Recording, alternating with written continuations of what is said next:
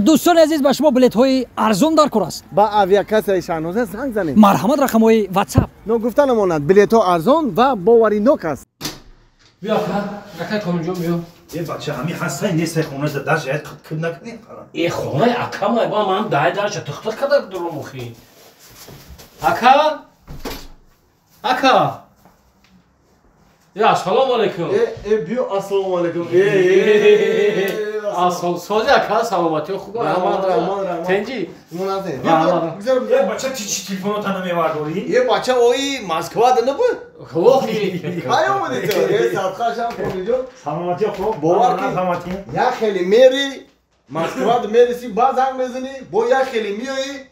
نمیدونم چی خیلی میایی. یه مرد دوست دیگر دونیم سه ماه میشه همینجا دایمه بچه. یه بیو باز که بگذار. دیگر سوز همه سلامتی خوب. بیا خانم زدم. خانم تازه. همون خیلی سوده بگذارش دایی. لا حول ولا قوة الا بالله. خیلی امین. پروردگار همه وقت دارم خونه اکم فیض و برکت باشه. امین. الله اکبر. اوغری اومده گه مخی؟ او تو غوری اومده نخی. او برای چی با زنگ میزنم تو کتنه میواردی؟ بیزه بودای. بزوگ تلفن؟ نه تلویزیون. اکم کاف میتی. بام شکر.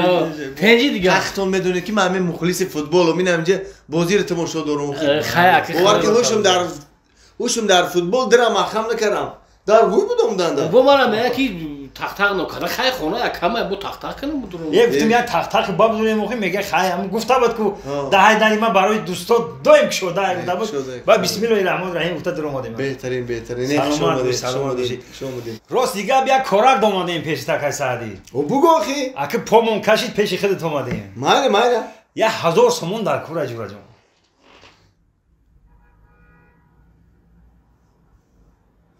ای اکا اون فرزندی پدر گفته پیشت آمده مخی. یه چی سونا جان کامل جان زیخ نشه. اما اولاد برای خشت بار یارو دوستا اکا و دادر برای فرزندای پدر جان مونو میتیم. جان مونا دیدی گپت ندارم گم نیست. جان مونو میتیم و نه که پول نمیتیم.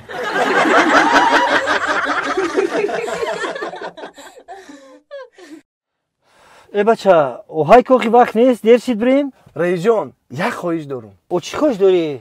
یک خواهش دارم ده. تو هر خواهشی گفته من خواهشوی تو را قریب کم باشه با جو آوردم. اوتا تا حج روی کردم شکری خدو اوچه تا حج روی کردم. دودر تا زن دودیم خدو را شکر.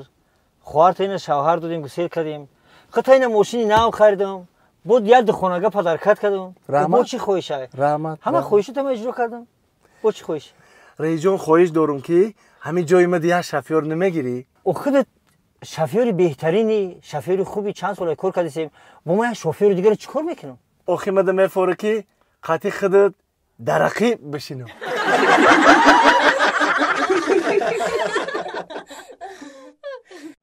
به سوخی اکا به اوخی یا میرو به اوخی اکا اوچرات یا یه ساعت اوخی یه بچه به من یه ساعت یا میرو به اکا دکتر اصلا ممکنه یه ساعت بسه به بچه اصلا اکا دکتر ممکنه. یه بچه چی های اوی میکنی؟ اینجا تو پرخانای دوباره یه دکتر خانه.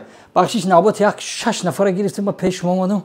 السلام علیکم. نازه که دکتر سوزه سلامتی و نازه همین راستی که من همین بعضی آدما رو حیران میشم در سوزه که تینجه همین کی چی نام داره که میرزای فایکو یا دکتر همین پیش اوای رفتن میگه که گوشت میبره میگه همین من حیران میشم چی به گوشت مرا میبره اون مردک گوشت میبره میگه چه کاره گوشت؟ آخه این اکای دکتر یک هفته شد یک هفته دراز همین گوش همین خیلی در میکنه خوب نیستم شما اگه کم کم باید دکتر میترسم همین روز اومدم یک هفته شد همین درو شرق پرق میگه 4 تا کران درو کار کرده خیلی کار کرده درد کرد پیش همه میرزای اومدم میگه که گوشت میبریم آخه نخو گوشت سوز ببرن خیلی همین خیلی دروش درد میکنه بیرش درد نکده است این میرزای خیرور خیرورگا رو کارشون همین های فقط همین میدوزن دیگه کار ندارن کارشون همین های برای یکی دو در جون تو زیخ نشو تو هیچ وقت زیخ نشو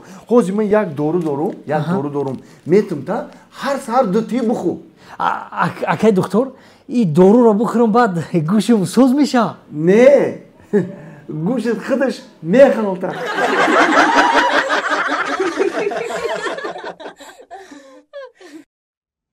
کجا شدی گودک؟ یک ساعت چی دروی کردم شیر بیار گفتم شیر بیار اولم خودم رفتم وای خوب بود در رو میگرفتم میآوردم دلشاد چوکم کوشی من گفتم کو من نمیرم گفتم کو خودت گفتی میری کو گفتی که میری کو من بدم مامان فهمیدی چوکم تو بتسم اون زدک شیر فروش تکی دوم دای کو زدک شیر فروش مرا زدک فهمیدی بروی چی زد آخه گفت که بیا بچه جا شیر ده بیا شیری خدمت بیا شیر بگه ایمه بگی شیری مای گفت بیا بگی بعد من گفتم من شیری ته در کار نیست شیری گو در کار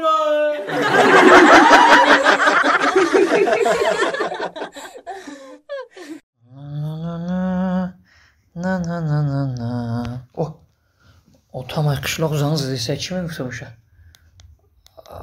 لبای اوتا نه از رحمه شما سازه تینجه شکری خدو شما خوبه ها شکر درس ها ساز میرم میوم هر روز اینمی درس میرم میوم نه شکر نه کمبدی نداریم همین نونه یکی سرانو ما سوزنتو خونه مونده نیسته که شکر شما خوبه تینجه رحم پاگه نوبت پودای اوه ای اوتا ما حاجی درس ده حاجی دیگه جواب نمیتین روز دیگه پودا رفتن ده این همی سهر میرم درس 6 هفته بگم میام اوتا خیلی یا بالا کنه همون بچه های قشلو خی یو یازنامه یا شمو گاوزنه یا شکری خدا 3-4 یازنه داریم بگه که نوبت پودا همیشه هم بگذرونن مرا جواب نمیتین خیلی کم بچه رو بگه که همون بچه من تمام کنه بیایه اوروی قشلوق میشه خیلی دکتر حیوان های دیگه میرم باور که گوه میبینن تلخشون میکفه دکتر حیوان اومد گفته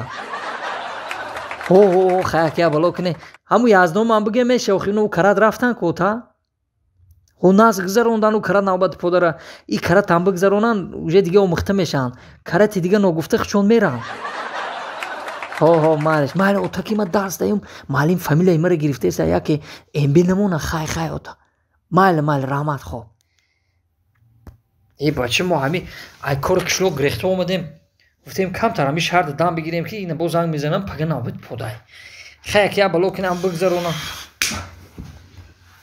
با چو کرد با عشق دلشو تو مرا من دیگه همون سعدیده باور نمیکنم با برای چی چو کرد چیخه برای چی او فهمان چی گفای بعدی درس تمام کده مرا گفت خونه برا ما هزی میبیام من می آیستم اومدم ایپشتی درختی کلام پویدم خدا خوردستای با پیپسی خوردستای مرا همی ایدروزی این خالی کرد یگون قبل نیستم همه ساعت پویزم با چیخه باید باور کنم خدا پیپسی اکت ناو دروغوی هوای دیدیان دروغویشا بوترم دروغ کده ای دروغویش مال همی سهر میخیزم ای کاشلو پلوما گرفته رفته значи هم پیپسی رختی ها خدا زده سر ای پول خود گرفته پلیس سوید بدولی پلیس سوید کارتر خمونا با کیمت دیگه این نوشرگی کو هم خیلی آدم رو چقدر خمورا میتیم ای سادی نومرد ای سادی تگی دومده بود تگی دومده آخه هازی میو یا هوای وای خیلی نمیم اینو آماده وایش درک شده بود بیا بچه کی باور میکنی نمیکنی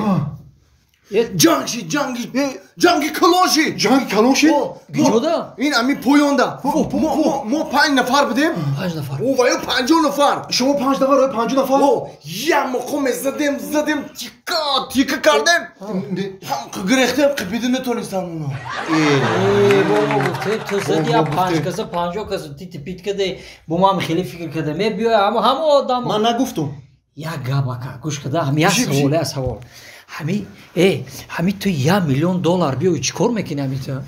راست یعنی دانی من $1,000,000 یا که مثال ایلوتو سپورت خیلی آدمی های میبوریم $1,000,000 چیکار میکنی همی تو؟ $1,000,000 هم قرضامو میتونم قرضامو ما فهمیدیم قرضات همیتی موندگیش چیکار میکنی؟ موندگی قرضا رو جدر کنم با میگیرنده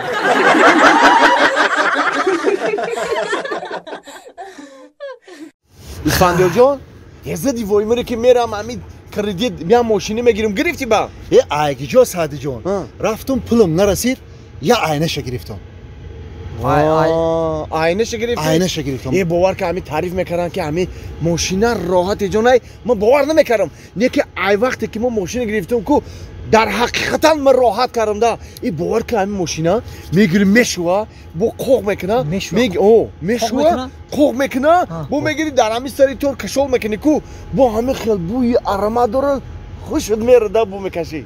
سوزا همین قصر بوده یا؟ او زورای.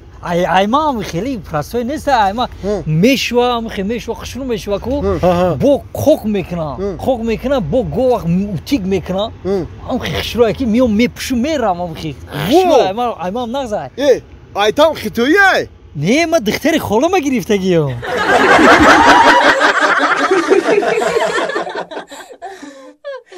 همین نه گفتم نه ما اگه خیالشون که اگه چی ما نمیتونیم من گفتم نمیرم مبارک شما ای باور که همین سهر دیدم تا اکا خیلی در همسایگری گفته سیل علی آش روبرو و همسایه دا همه خیلی فس برده سی خیلی هم فکر نکرد که یا لالی یک فکر نکرد یا موده بیاری گفتم که نمیبرم امرا چا کدی بوی خیلی نستینجه؟ دیگه جان همین اوچام گفت که همین یا لالی آشه بر خونه همسایه نقص کدی خیلی در همسایگری و همسایه دا بردی کو ما هم همسایه بودیم نواردی کو و هم دختری مایدکیشه کو آش گرفت و اکاشلو قبید چوا آش شما گوش نداره اکا مون تو همسایرمون همه یک خودت با آدمی تجربه دیده میگم که یاد مصلحت گیرم میگم که بیزنس که شما که بیزنس که شما همه جورم بیزنس که شده گیرن که نیخه همه جورم چی که میدونم اکا ما اکا میگم که بیزنس که شما رنگی همه رفقم مثال چی خیلی دیلشه جان نیچه بیا تو یه بانکی سالیانه را کشوده نمیتونی ای کجا بیزنس میکشوی اکا ای برف چرا تو اینقدر سفیدی؟ دلشا جان سفید نه چو اینقدر تو خنکی بگو ای برف چرا تو اینقدر خنکی؟ دوستان عزیز میدونی هر یک برف به خودش با فیض برکت داره بله برفی اول در تاجیکستان عزیز ما و شما در شهر دوشنبه بگذار این سفیدی هم وقت در خاندان ما و شما هم وقت خرسندی باشه سفیدی باشه فیض برکت باشه تینجی آرامی باشه سول و سلا باشه سری پوری باشه دوستان عزیز برف چیست برف از کلمه یونانی گرفته شده معنیش سفید می باشد ولی با کم خنک میشه مبارک باشد برف این روز یک روزه که در شهر دوشنبه در روز یک شنبه اینقدر برفی سفید زده است اینقدر برفی خنک زده است بابا که با میل قربان یک ما تفشیده خنکی دی یخ کردیم نه باشه کجا دو میگردید این حال میام ها بچه 2 ساعت در میره مجدد کردیم بیایی نه مو میره بیا تمام ما بیا برات